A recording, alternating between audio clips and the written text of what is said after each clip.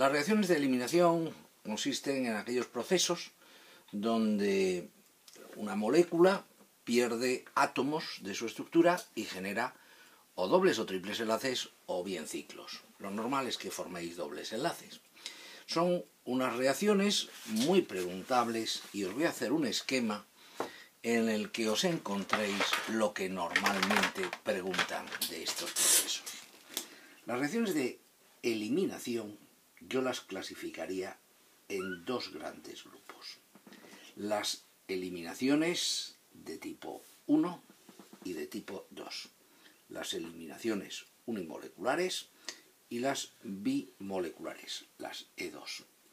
Bien, las reacciones de eliminación unimolecular en los exámenes de orgánica de farmacia están nítidamente representadas por dos grandes procesos que salen siempre.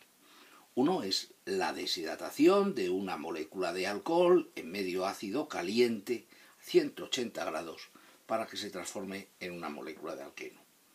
Y también el tratamiento de una molécula de diol en medio también ácido a 180 grados que también elimina una molécula de agua, pero en vez de formar un alqueno termina generando una molécula de carbonilo. Y esto sabéis que se llama la transposición pinacolínica.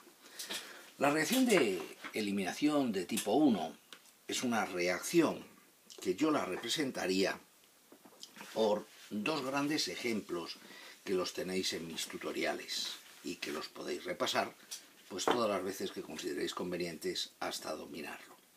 Para hablar de la deshidratación de alcoholes, a mí me gusta emplear una molécula indudablemente compleja, una molécula de etanol. Quiero que veáis que aquí está el etanol, que tiene un ciclo pentil en 1 y que también en 1 tiene un etil. Y yo demuestro en los tutoriales que en un medio ácido a 180 grados en caliente, mediante un mecanismo de transposición, se termina transformando en una molécula de alqueno con una cadena carbonada totalmente diferente. Con el medio ácido, protón, oxonio, pierdo agua, formo el carbocatión. El carbocatión se transpone con expansión del ciclo para formar un carbocatión más estable, terciario, con una estructura cíclica de mayor estabilidad, el ciclo de 6, y luego se devuelve el hidrógeno al medio y el producto de la reacción, el producto resultante, es la transformación en la molécula de 1-etil 2-metilciclohexeno. Para hablar de la otra gran reacción, os recuerdo que también sale en los exámenes la transposición pinacolínica. En uno de los OH, protonas, oxonio, pierdes la molécula de agua y cuando formas el carbocatión te das cuenta que ese carbocatión puede conseguir una mejora de su estabilidad por solapamiento, por resonancia con los orbitales llenos del oxígeno, pero para ello tiene que desarrollar la transposición.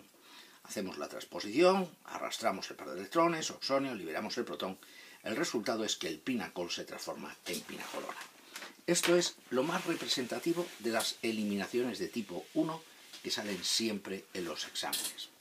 Las eliminaciones de tipo 2 las podríamos clasificar de cara a tener las ideas muy claritas en las reacciones E2 trans y yo las llamaría E2 cis, aunque realmente esto es lo que se llaman eliminaciones internas. Como representante de las eliminaciones de tipo trans tenéis el tratamiento de los derivados halogenados con potasa en etanol o con terbutóxido de potasio. Sabéis que no es lo mismo, que si os dan potasa en etanol se tiende a formar el alqueno más sustituido, mientras que si os ponen terbutóxido de potasio en alcohol terbutílico se tiende a formar el alqueno menos sustituido, el alqueno de Hofmann. También recordar que cuando os ponen estos procesos con moléculas de derivados halogenados, la estructura del problema casi implica que la molécula de partida presente dos centros heterogénicos para obligaros a hacer un dibujo 3D con el que contar la reacción.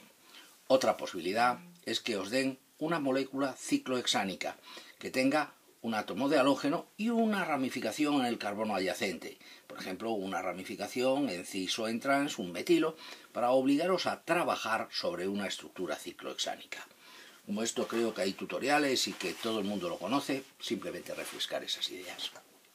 Otra posibilidad es que os den la misma cadena o una cadena parecida o en una estructura ciclohexánica, pero que en vez de tener un átomo de halógeno tengamos un agrupamiento nitrogenado. Aquí sabéis que hay que formar la sal de amonio cuaternario, luego la base de amonio cuaternario, y que cuando hacemos la eliminación de tipo Hofmann se tiende a formar el alqueno normalmente menos sustituido. Lo normal es que tiendas a formar el alqueno menos sustituido, el alqueno de Hofmann. En cuanto a las reacciones internas, que las vamos a llamar E2-cis, la reacción más representativa es el que vosotros dispongáis de una molécula de amina terciaria y que a esta amina terciaria la tratáis con agua oxigenada al 10-20%, con lo que logramos formar los N-óxidos. Y con los N-óxidos de amina terciaria se desarrolla un mecanismo interno, un mecanismo concertado. Pero esta reacción, unas veces dicen que forman el alqueno más sustituido, el alqueno de Zaitsev, y otras veces el alqueno menos sustituido, el alqueno de Hofmann. Ojo, esto ya sabéis que es una reacción trampa y que hay que conocerla perfectamente. Vamos a recordar cómo era el mecanismo de la reacción de Koppe, cómo se movían sincrónicamente todos los electrones, cómo con la carga negativa formamos la conexión con el hidrógeno, con este par de electrones formamos el doble enlace y con este par de electrones liberábamos el nitrógeno con un par. Estas reacciones se utilizan, todas las que os he descrito en el tutorial, para producir la caza de cantidades ingentes de ratoncillos alumnos. Así que repasar bien el tutorial, porque esto, no tengáis ninguna duda, que constituye el 20% de la estructura del examen.